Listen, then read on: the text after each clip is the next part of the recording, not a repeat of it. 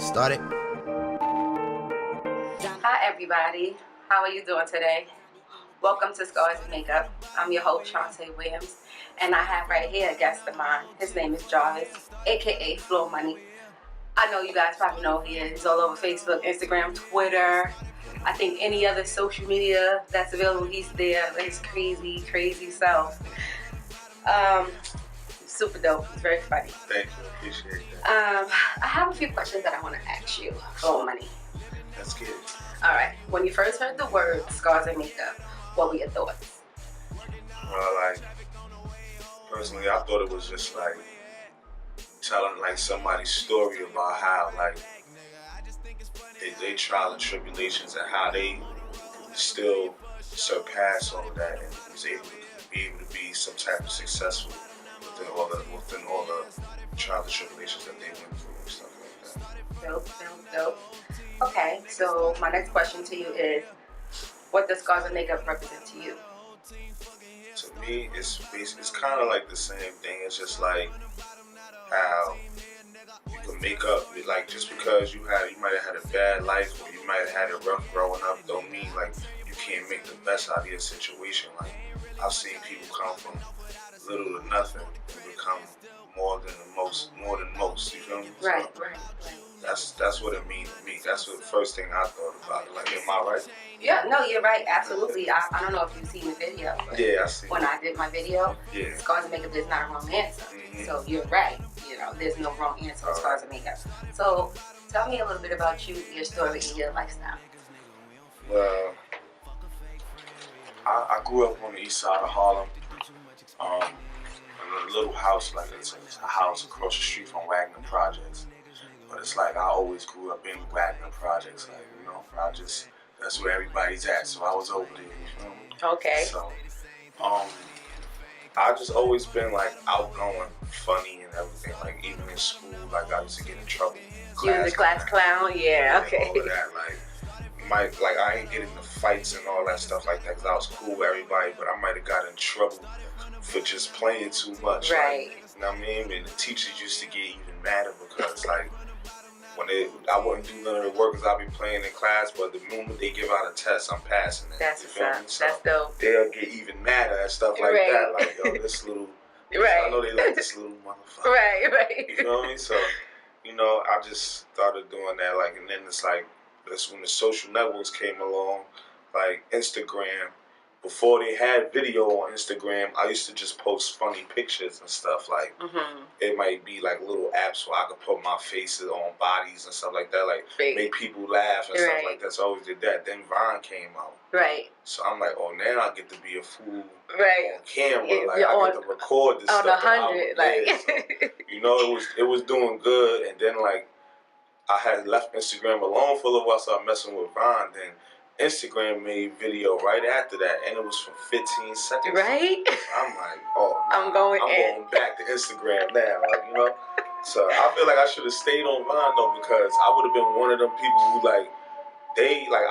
I'm Instagram famous, you could say, but it's still a lot of people who's out there that's doing way better.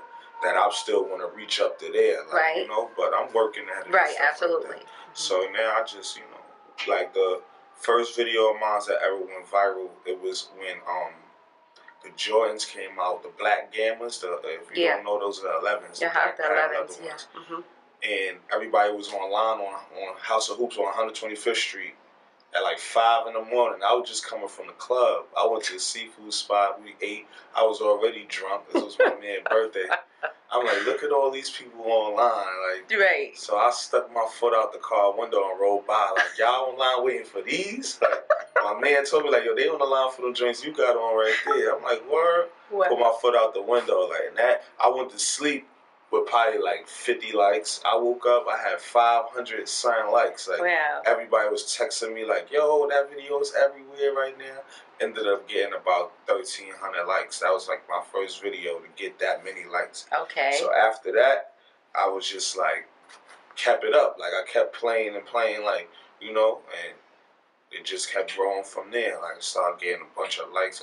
People shouting me out. Mm-hmm. People with hundreds of thousands of followers shouting me out, posting my videos just like everybody else. So right. I mean, it's something that I like to do because I like to play all the time anyway. Right. So Right. I don't got no problem. Like, and I'm being myself. Like, I'm not trying to act like somebody else, and it take away from like all the flashy stuff that I used to do. Like, I don't do none of that no more. Like, I used to put up post money pictures and stupid stuff like that might have like the Harlem things that guys do. Like to me now that stuff is dumb. Like, you don't gotta do that to get attention. Absolutely. Like, you know, I'm being myself. Like, I still could post the money pictures and stuff if I want to, but that's not what I'm into no more. I'm strictly about that. So now it's to the point where people see me in person and they come to me and tell me like they like my videos and they follow me and to keep doing what I'm doing, and people will see that whenever I go out and stuff like that. So we're to the point where I got asked to host a party. Right. Mm-hmm. So after that, it just kept going and going. One person asked me to host a party, and they seen that I was doing that, and it's just been, you know what I mean, it took off from there. So now I host Starlets, the strip club, every Wednesday. Right. They got me there every Wednesday. I don't even want nobody else to host, you know. So that's great. Shout out to my man Rhetoric Doe and all that. I mean, he helped me out with that joint right there. Definitely dope. Yeah, so you know, and then like every now and then I get booked to host parties everywhere. Like I've hosted Pocket Lounge, I've hosted clubs downtown and everything. Like everywhere you could host, I've hosted baby showers and all that. Like, wherever they want me to come to, they got check. Right, if they got check for you, then let's do it, right? Yeah, so awesome. I found a way, like, you know, I ain't have to do illegal stuff and stuff like that no more. You know, I could just, you know, I could do that, and it's all like my hustle gonna determine my salary with this too. So I just apply my street knowledge to this, like. Absolutely. It's on my grind. You feel me? So absolutely. That's the way I'm doing it. Like, if they don't see me, they're not gonna wanna book me. You know what I'm saying? Mm-hmm. Like, they gotta see me doing all this stuff on Instagram. They gotta see people under my pictures asking to see me, or whenever I host a party, they gonna see people come out and I'm taking pictures with people. Like, people gotta come take pictures with me and stuff like that. You know. I just gotta make sure I stay relevant so that I can keep doing what I'm doing.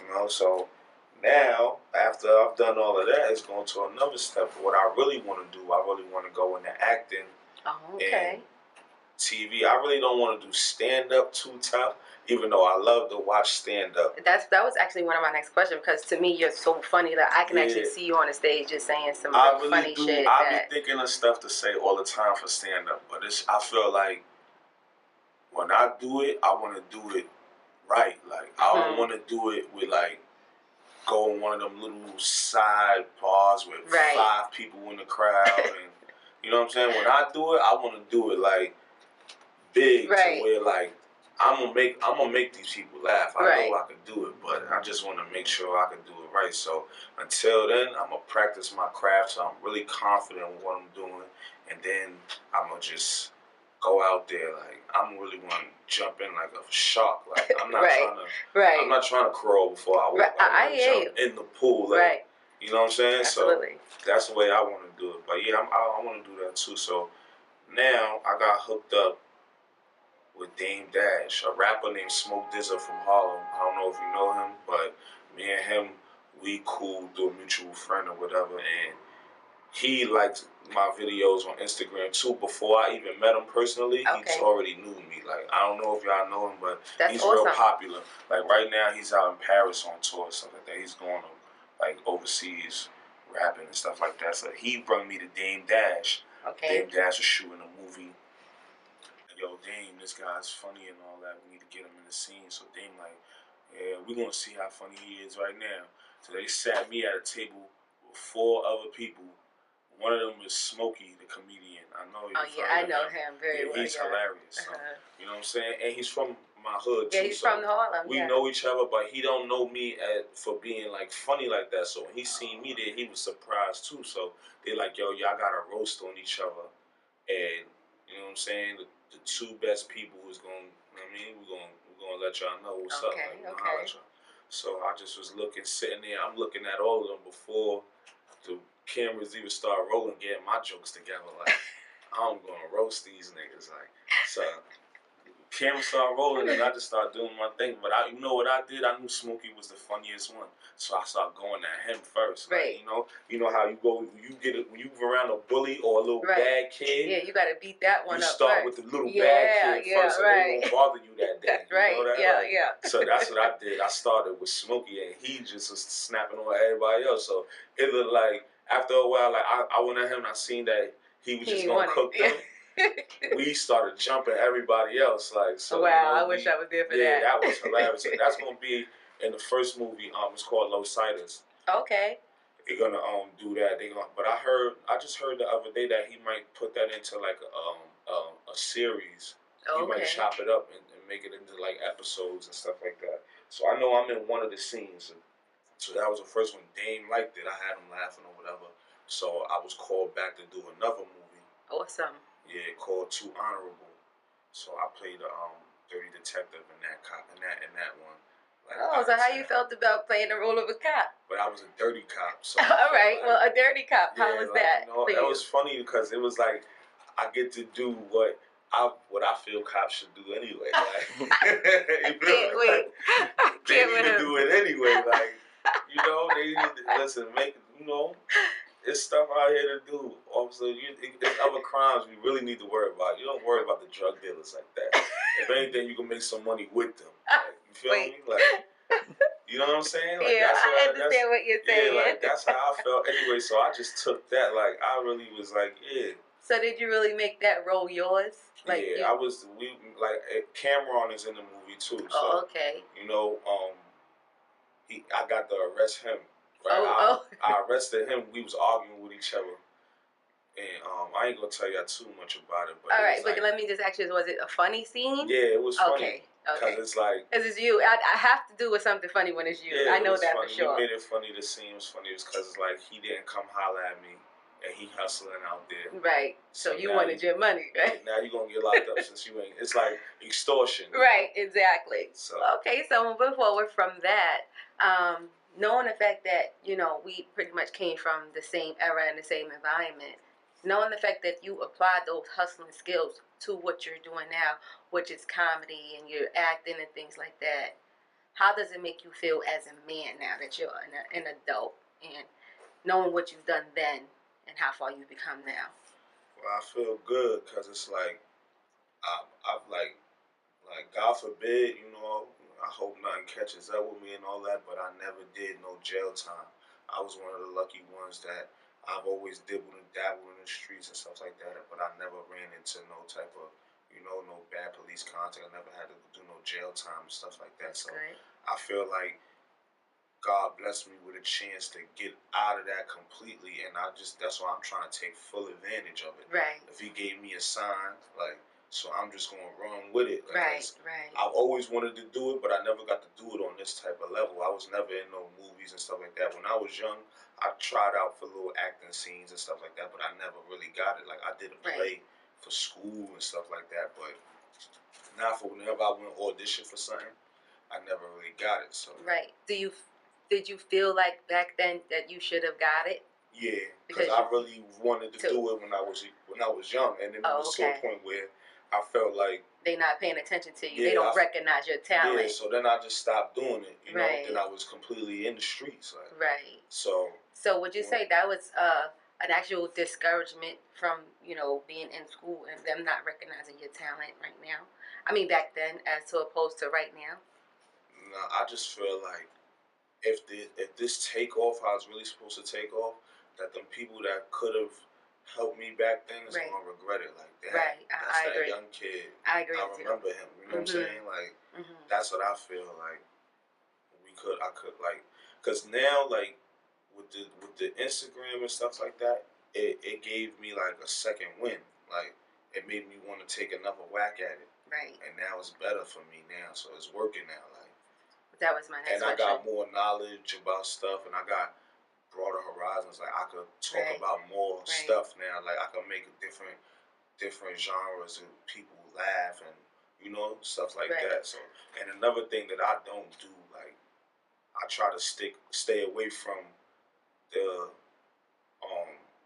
homosexuality jokes, like how people dress up and drag and all of that just to try to make people laugh. Like, is it a reason why you stay away from it? I don't got nothing against it, but it's just like I see like everybody's doing that. Oh, okay. So you're trying to be different. Yeah, and so I try to keep it. This is how I look at it. Like I try to keep it masculine to the point where right now we not getting paid to do all of this. Right. If we host a little party or something here and there, that's cool. But what we really want to do, we not doing that yet. Yeah, you gotta grind. So, just like me, I'm not getting paid. All this is me. I want to build my value up to the point where if I do go do a movie or something and they feel like they want me to dress up, they gonna have to have a bigger check for me.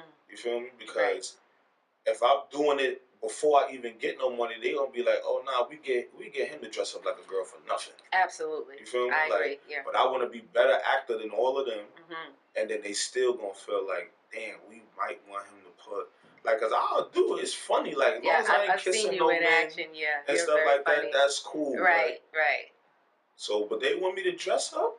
They're gonna have to give me some bread. Right. I understand. You feel me? I need this money. Like, it's like I need. If they want me to do that, I need that money. So that's what I'm trying to do. Like, even though I might lose out on some roles because they feel like they could just go grab one of them for cheaper, but it might not be the same quality. That's how I feel. Like I feel like I'm gonna bring some quality. I'm gonna be better than that. Like so. Right. So let me ask you this. Once again, knowing that we came from the streets, knowing, being in the hood, if you lived across the street from the hood, I tell people that all the time, you still in the hood. I don't care if you was in the house across the street, you're in the neighborhood. Yeah. You understand what I'm saying? I was in the midst of it though. Right, but that's what I'm saying. Being the fact that you was in it, you was knee deep in it all, regardless of if you lived in a house or you lived in, a condo or whatever. If you're in the neighborhood, that's still the hood to me. So the information that you can give or awareness that you can, bring to the young kids out there who are, maybe being knuckleheads or trying their hands in the streets and really don't know this about, well, what could you give them or what would you say to them to, tell them that? I would say if you got a talent or a dream, just to keep chasing it, because for me, when I was younger, like I got discouraged because I didn't get accepted at a few auditions, So I went into the streets because I felt like I've had plenty of jobs too. Plenty of jobs. All my friends is hustling. Like, I tried to do straight and narrow thing, but it's like, it looked like, that's where it was. That's where it's at. And it's like, how can I live off these little checks and stuff like that, So I felt like that, but it's not, it don't have to be like that. Like, it is better stuff out there. I was just limiting myself, you shouldn't limit yourself. Right.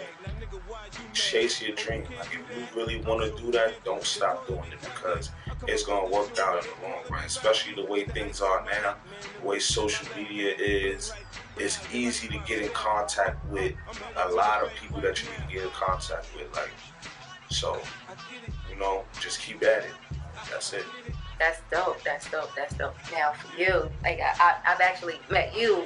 We was doing something positive when it was Harlem Feed 500, and that's where I met him. But that's where I met you, Flow Money, and it was so funny because I was like, wow, I felt like I was in the presence of a celebrity already, because I'm like, yo, this guy is so funny. And then I'm just like, going back to what you said, social media brought us together, and you had no idea what I was about. You didn't know that we'll be sitting. I harassed him. I called him, so we could do this. But it's true. Like, social media brings people together and do things, and now we're actually working together. Doing something. He's doing something positive. I'm doing something positive. So I just want to tell you that I appreciate you and taking the time out to doing this interview with me. Thanks for having me.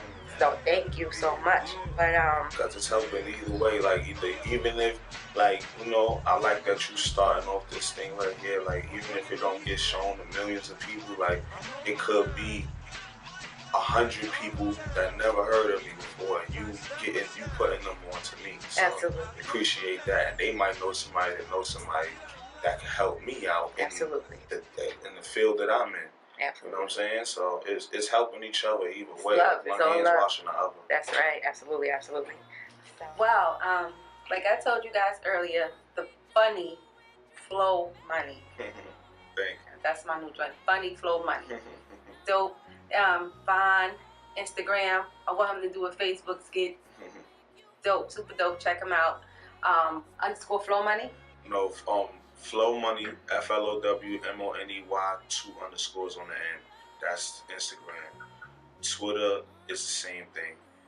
Facebook is Jarvis, JRVIS, last name Flow. Check it out, you guys. Once again, brought to you by Scars and Makeup. Peace out. Scars and Makeup is a movement that's coming. For more info, log on to the website scarsandmakeup.com.